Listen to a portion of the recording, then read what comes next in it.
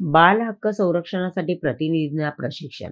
Access to justice प्रकल्प प्रतिनिधीसाठी राज्यस्तरीय विशेष प्रशिक्षण.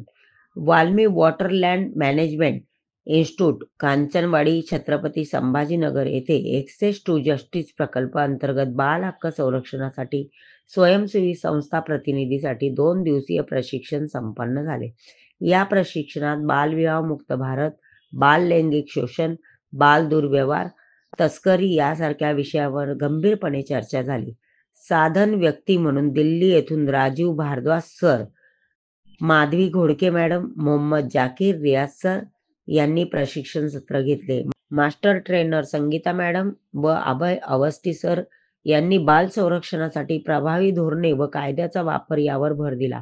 समाजामध्ये बाल संरक्षणाबाबत जागरूकता निर्माण करणे आणि कार्यरत संस्थांची क्षमता बांधणी करणे यावर या 2 दिवसीय प्रशिक्षण सत्रामध्ये जोर देण्यात आला.